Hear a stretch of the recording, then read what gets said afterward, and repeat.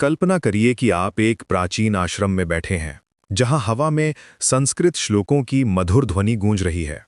आपके सामने एक अनोखा संवाद शुरू होने वाला है, एक ऐसा संवाद जो हजारों सालों से मानवता को आत्मज्ञान की राह दिखाता आया है।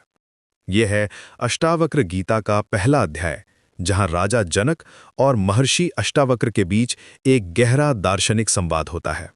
राजा जनक, जो मिथिला के महान शासक थे, अपने मन में एक तीव्र जिज्ञासा लेकर अष्टावक्र के पास आते हैं।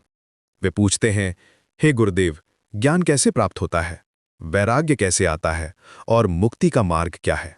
ये सवाल सिर्फ जनक का नहीं है, बल्कि हर उस इंसान का है जो जीवन की गहराई को समझना चाहता है। अष्टावक्र का जवाब बिल्कुल सीधा और तीखा है। वे कहते हैं कि अगर तुम मुक्ति चाहते हो तो विषयों को विष की तरह त्याग दो और क्षमा, सरलता, दया और सत्य को अमृत की तरह पी जाओ। यहाँ एक बात गौर करने वाली है, अष्टावक्र कोई लंबी चौड़ी साधना की बात नहीं करते, बल्कि सीधे मन की स्थिति की बात करते हैं। फिर वे एक और गहरी बात कहते हैं, तुम ना तो पृथ्वी हो, न जल हो, न अग्नि हो, न वायु हो, न आकाश हो। तुम इन सब के साक्षी हो, चेतना हो। ये वाक्य पूरी अद्वैत फिलॉसफी का सार है। हम अक्सर अपने शरीर, अपने विचारों, अपनी भावनाओं से अपनी पहचान बना लेते हैं, लेकिन अष्टावक्र कह रहे हैं कि तुम्हारी असली पहचान इन सब से अलग। इस पहले अध्याय में अष्टावक्र एक और महत्वपूर्ण बात कहते हैं, यदि तुम अपने को कर्ता मानते हो तो बंधन में हो, और यदि अपने को अकर्ता मानते हो तो मुक्त हो।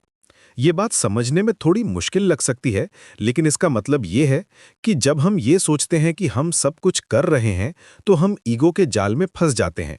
लेकिन जब हम समझ जाते हैं कि सब कुछ प्रकृति के नियमों के अनुसार हो रहा है तो हम मुक्त हो जाते हैं। अष्टावक्र आगे कहते हैं कि तुम एक हो, चेतना हो, और सारा जगत तुम्हारे अंदर एक सपने की तरह दिखाई दे रहा है। ये कॉन्सेप्ट मॉडर्न क्वांटम फिजिक्स के कुछ थ्योरीज से भी मेल खाती है, जहां ऑब्जर्वर और ऑब्जर्व्ड के बीच का रिलेशनशिप बहुत गहरा है। इस अध्याय का सबसे खूबसूरत हिस्सा ये है कि अष्टावक्र कहते हैं, तुम शुद्ध चेतना हो, जगत तुम्हारे सामने एक भ्रम की तरह है, इसलिए अब तुम शांत हो जाओ। यहाँ वे सिर्फ फिलॉसफिकल बात नहीं कर रहे, बल्कि एक प्रैक्टिकल सोल्यूशन दे रहे हैं। जब हम समझ जाते हैं कि हमारी असली नेचर शुद्ध कॉन्शियसनेस है, तो सारी परेशानियां, सारे कॉन्फ्लिक्ट्स अपने आप शांत हो जाते हैं। ये पहला अध्याय एक्चुअली पूरी अष्टावक्र गीता का फाउंडेशन है। यहाँ अष्टावक्र ने बहुत ही सिंपल वर्ड्स में बहुत गहरी बातें कही हैं। वे कह रहे हैं कि मुक्ति कोई दूर की चीज नहीं है, ये तुम्हारे अंदर ही है, बस तुम्हें अपनी असली पहचान को पहचानना है।